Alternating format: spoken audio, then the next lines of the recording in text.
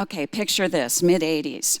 I was hired by a Fortune 50 company to become one of 26 division sales managers. I was really proud of that. In my performance, I was rocking it. I was number 6 out of 26. Business changes happened. Divisions needed to be collapsed. Mine was one of them. When they announced the new sales leader, the person who had the worst sales record in the company got the job. I was crushed. I really didn't know what happened. I mean, the key metric for this organization was sales. And then it occurred to me, maybe it happened because I was different.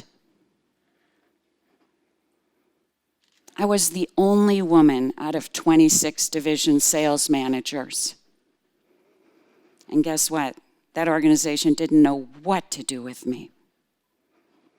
They didn't know how to cross the difference. They didn't know how to create a culture of inclusion. Yes, that was because of gender, but this could happen for a multitude of reasons. It could happen because of race or ethnicity, who your parents are, where you went to school, where you're going to school, socioeconomic status. It could happen just because you don't fit the mold. Lots of organizations want leaders to rush the stage, grab the microphone.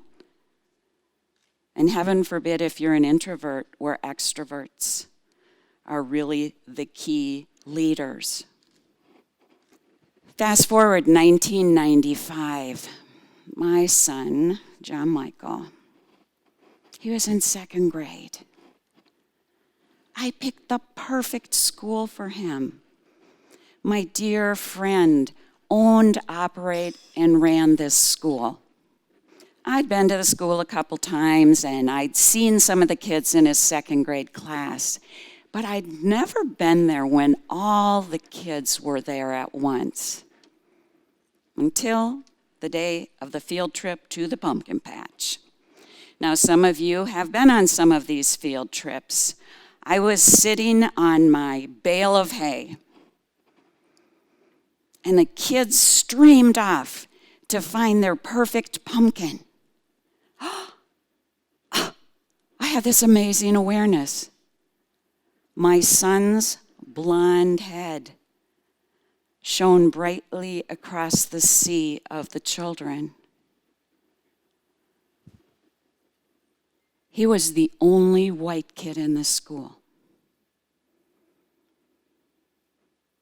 Every other child was African American. And you know what the most beautiful thing was? He never noticed. And you want to know the more beautiful thing is, the other kids never noticed. They embraced my son for his difference. Charlotte's the South. Charlotte, where less than 150 years earlier, 44% of the residents were slaves. Every person in that school embraced all the differences. All the voices were being brought together for the purpose of ensuring that these kids were performing at their absolute best. And guess what? In that culture, in that environment where differences were valued, where differences were embraced, the kids were performing 2 to 4 grade levels above national standardized tests. You may be sitting there wondering, why am I telling you about my career from a long time ago and my son, who, by the way, will be 28 this month? The reason I'm telling you is I think the times that we live in are so absolutely critical for us to find a way to cross this difference. We live in a time of great complexity and disruption.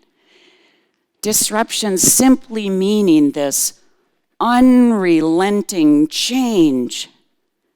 Every day, technology changes, seismic demographic shifts, social media, globalization.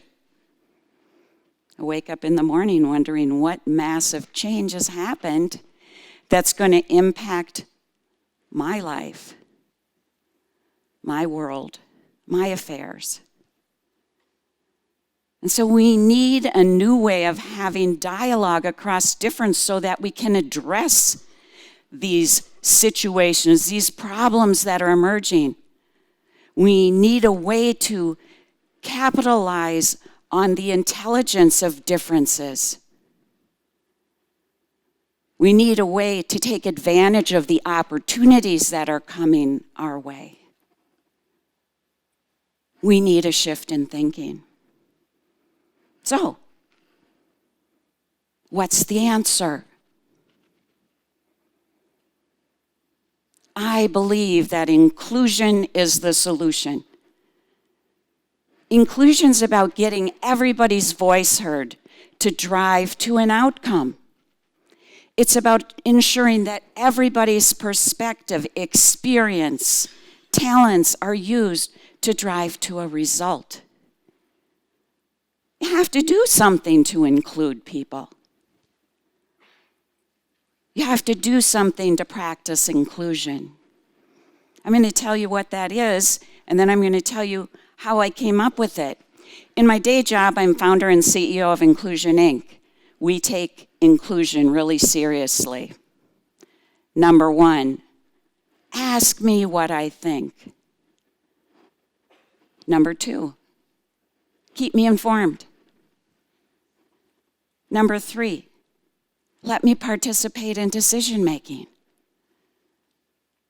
Those super straightforward behaviors are things that emerged as a result of a global study that we did with SMU's Executive Education Department called the Global Inclusion Index. For about 20 years, we'd been looking at inclusion behaviors with our clients. Yes, these emerged from business.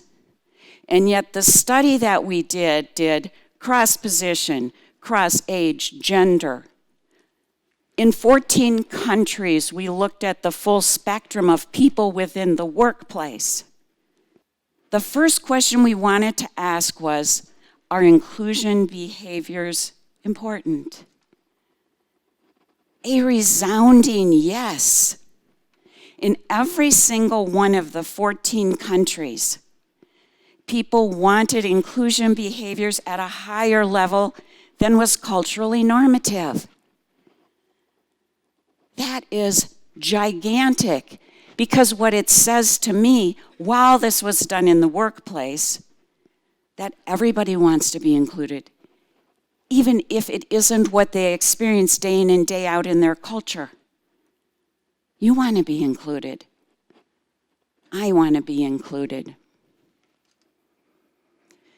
The other question we wanted to answer, is there a return on investment for inclusion behaviors? When I found the data the first time, I was so lit up about it, and I still am. Every organization any of us are involved with, whether it's education, whether it's a volunteer organization, whether it's the workplace, we are leaner than we've ever been before.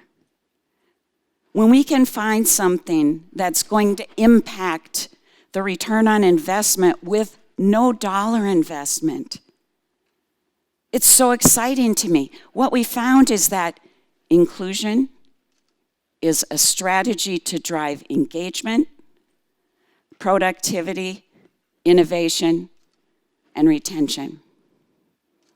Let's start with retention. Again, retaining your best talent in your volunteer organizations is just as critical as retaining your best talent in the workplace. Participants were 15% less likely to leave in the next year, simply with inclusion behaviors being used. 5% more productive. the holy grail in organizations is engagement. Participants said they were 25% more engaged when inclusion behaviors were used.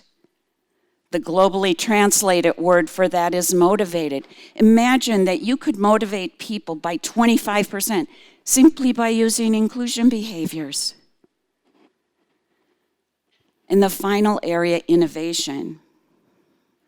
Innovation is needed to deal with the complexity of our times. Not only were people 12% more likely to come up with ideas, but they were also 12% more likely to share those ideas. The results of the Global Inclusion Index align very nicely with an article that Harvard Business Review wrote called Why Diverse Teams Are Smarter. Very simply paraphrased, it says that diverse teams look at information and examine the facts more carefully because they don't go into groupthink. They don't let homogeneity of the team drive towards some predetermined outcome. Implied in that article is a practice of inclusion. And so I've laid out here why I think inclusion is important and what inclusion is. I've also laid out the return on investment.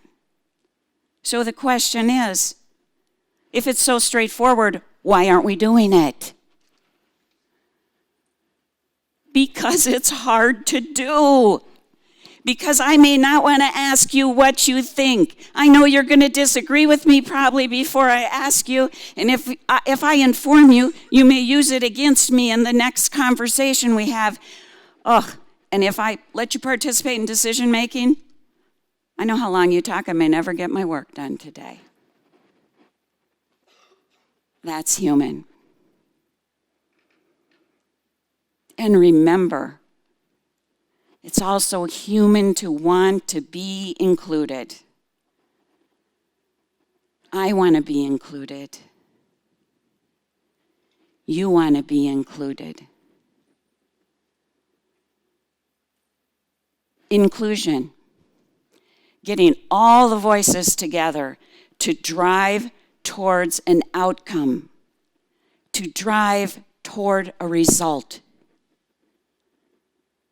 The practice of inclusion. Ask me what I think. Inform me. Let me participate in decision making. This is our call to action. This is our practice. Maybe we didn't know the impact that we could have. Maybe we didn't know the shift that we could make by practicing inclusion. Come on, let's do it. Let's make the shift. Thank you.